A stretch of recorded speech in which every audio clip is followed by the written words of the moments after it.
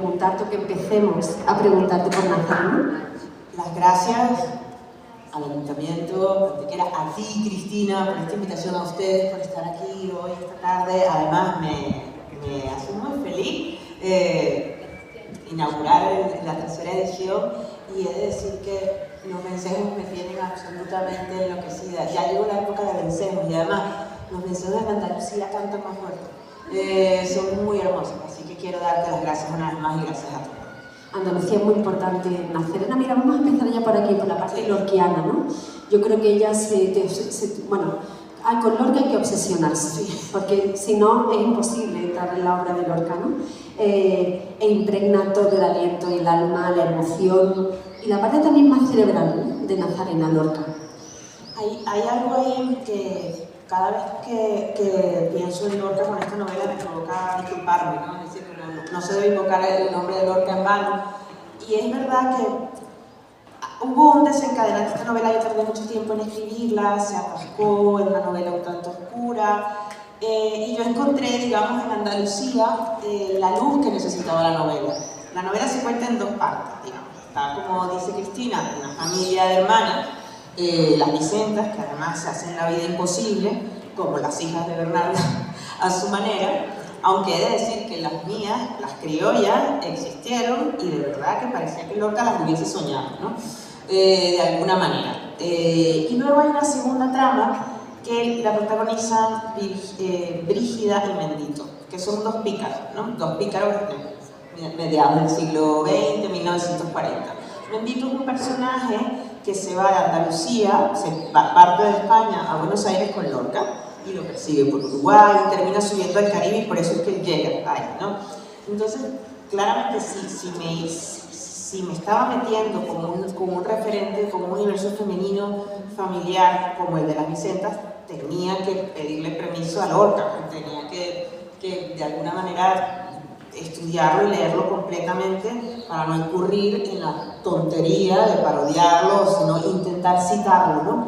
Y aparte de la poesía de Lorca, que además Mendito habla como el romancero, realmente estudié todas las tragedias de Lorca. Yerma fue la que más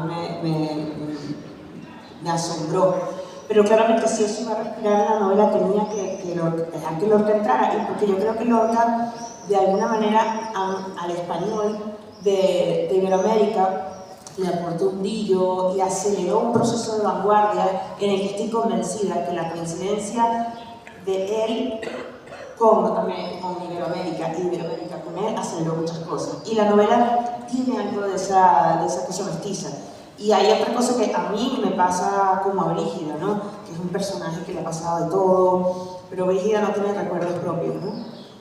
Porque ella no sabe de dónde viene, y yo tengo tanto tiempo viviendo fuera del lugar donde nací, que para esta novela yo sentí que concretamente Andalucía me había prestado muchos recuerdos que no eran míos y que me los apropié, ¿no?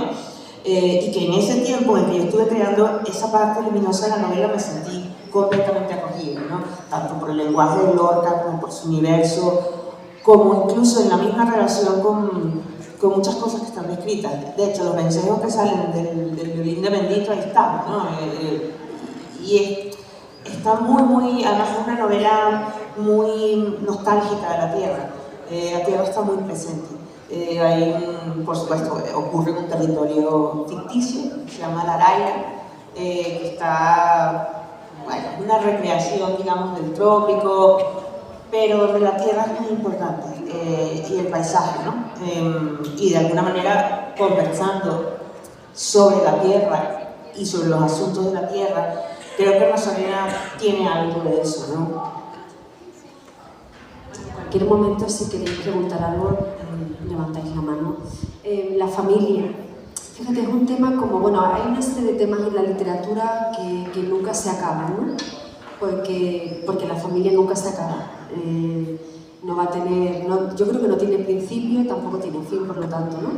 Sin embargo, es muy difícil encontrar cierta mirada lúcida u original en la literatura, cuando se lee sobre la familia. Y tú aquí lo logras, no solamente, por ejemplo, por lo que haces con el lenguaje, ahora hablaremos de lo que haces con el lenguaje, ¿no?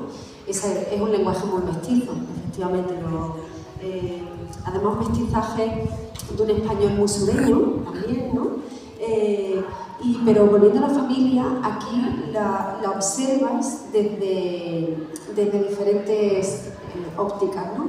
Hay una cosa de la intimidad, que es muy desconcertante para el lector, porque a veces hay mucha violencia, ¿no?, en el trato entre esas hermanas y la madre, y los lugares que decidimos ocupar dentro de la familia. ¿Quiénes deciden sobre los lugares que ocupamos en la familia, ¿no?, que es algo que además te puede dañar toda la vida, te puede bendecir toda la vida?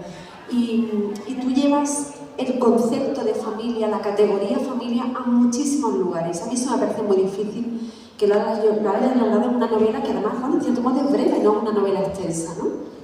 Ahí sí que hay una cosa que yo procuro hacer, no es que sea un proyecto ambicioso, intuitivamente intento escribir con lo necesario. Si puedo darle al lector algo en lugar de extenuarlo, cansarlo, redundar, procuro hacerlo, y también porque yo creo que a mí el periodismo me condiciona mucho mi forma de narrar. Y sobre la familia y lo político, que es básicamente una cosa que atraviesa la novela, que de hecho la familia es el primer laboratorio político que tenemos, el primer ejercicio. El amor familiar es un ejercicio de poder o de convivencia, o vamos a llamar que es el laboratorio de cómo vamos a relacionarnos con el resto de las personas, ¿no? Por eso siempre la familia además es tan compleja. Yo no me canso de citar a Ignacio Martínez de Pisón, que él dijo una vez en una entrevista, por lo menos trabaja muchísimo ese tema también, que las familias, como en las guerras, los agravios no prescriben, ¿no? Entonces, claro, yo lo que intenté fue desmenuzar, digamos, biográficamente la familia de mi madre, que la pobre, cada vez que me escucha hablando de la novela no dice nada, pero dice: hija, van a pensar que me odian, ¿no?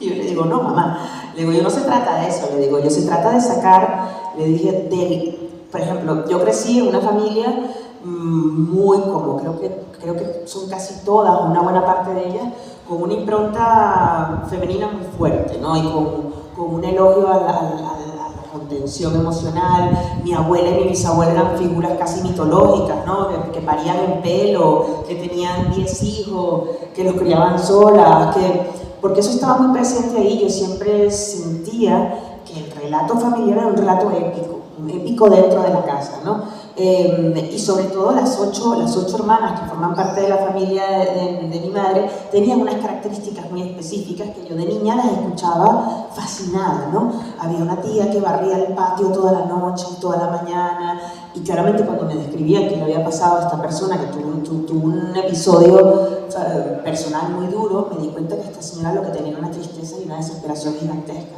y probablemente una depresión no tratada, ¿no? O, por ejemplo, todas esas sensaciones que hay sobre el llevar una casa, ¿no? El contener una casa, el papel que tiene una casa. Entonces, quise volcar eso como una especie de estudio, o intentar entender aquellos personajes que formaban parte de la cultura caribeña, de mi cultura caribeña, de mi entorno. Conversando con una amiga, con Paula Ortiz, que ella decía que hay ocasiones en las que en la casa siempre hay una mujer, a lo mejor que está en una mecedora y no dice nada, y nosotros no sabemos qué hay detrás de toda esa historia, ¿no? Y Nazarena es eso, ¿no? Llevado a una explosión. Claramente hay guiños a cosas que me interesan.